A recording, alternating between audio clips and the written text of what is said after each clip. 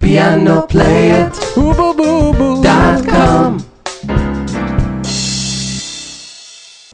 Hi, welcome back to another free piano lesson by Piano-Play-It.com. This is David here, and today we're going to start studying about musical scales, piano scales. And I'm very excited about that. And why is that?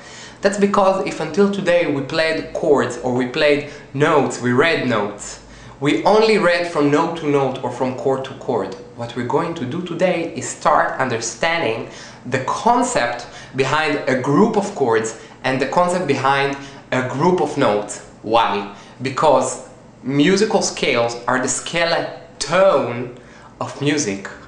Every piece and every song is basically made out of a certain scale.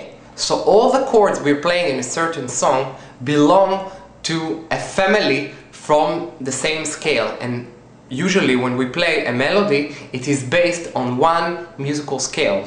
So by being familiar with musical scales, we basically limit ourselves to a certain group and to a certain family, and everything that happens in a certain piece happens within this family.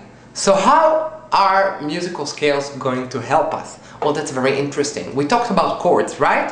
So every scale, okay, has a family of notes, and the chords are usually built within this group of notes. So if you know the notes of a scale, you can basically know which chords belong to this scale. So let's say you try to find a song by ear, you try to find the melody by ear, right? And you know that a certain melody belongs to a certain scale. So you can basically know that you can only use the notes within the scale to put a melody by ear. Then you want to try to find the chords for that melody, right? To play chords by ear.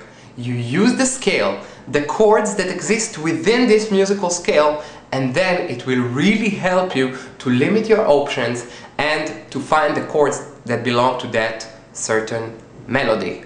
So far so good. Now we can talk about improvising.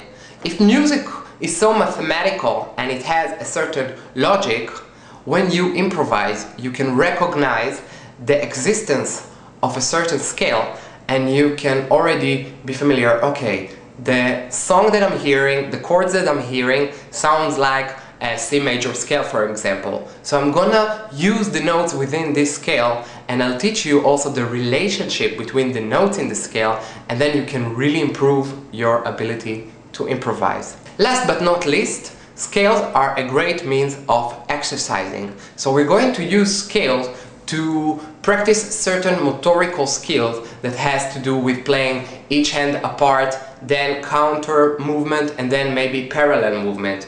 I'm going to make a video of how to practice musical scales. So you're going to get a few things when using scales. You're going to improve your ability to play piano by ear, to play melodies by ear, to understand the concept behind a musical piece, to improvise better, and to improve your motorical skills. So that's a lot to do. Let's get to work. Today I'm going to teach you about the C major scale. So the pure definition of a scale is that a scale is a selection of a certain notes within the range of an octave. What's an octave? It's the distance between one note to the same note on a higher register. So for example, the C major scale, it's called C because it starts with a C note and it's going to the next C note. The notes that will occur in the scale within this octave will make the C major scale. There are also certain types of C scales, but today we're going to talk about C major. So let's see what's special about a C major scale. Basically, it starts from C, it goes through the white notes, and it goes back to C. So C, D, E, F, G, A, B, C. Just like the famous song from The Sound of Music, Do, Re, Mi, Fa, Sol, La, Ti. So some people call it also Do, Re, Mi, Fa, Sol, La, Si. But I'm going to use American letters or English letters. C, D, E, F, G, A, B, C. Okay, so now that we know what are the different notes of a C major scale, let's try to find a formula to find this scale. The distance between each note to its next note, whether it's the right key or the left key, is half a tone or a semitone. So now I'm going to try to measure the distance between each note in the scale. So the distance between C and D is a whole tone, half one. Then we have a whole tone again, so 1 and 1. Next we go to E from F, it's half a tone, so we have 1, 1, half. Then we have 1 again, 1, 1, and a half a tone at the end. So we have 1, 1, half, 1, 1, 1, half.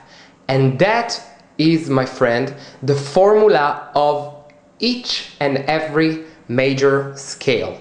So in the next tutorial, maybe we're going to talk about the G major scale, and then we're going to use the formula of the 1, 1, half, 1, 1, 1, half to find the major scale, only instead of starting from the C note, we're going to go from the G note by using the same formula. Okay? Cool, huh? So now that we know that each major scale contains the 1, 1, half, 1, 1, 1, half, we can basically find all major scales. Now I want to tell you that scales that do have the formula of 1, 1, half, 1, 1, 1, half are also called diatonic scales. We're going to learn different types of scales, for example the minor scale, and it will have the same formula only starting from a different point, and because it will have the formula of 1, 1, half, 1, 1, 1, half, we will also name it a diatonic scale. But that will come later, just so you know the term that major scales are also called diatonic scales. Piano-Play-It.com Piano-Play-It.com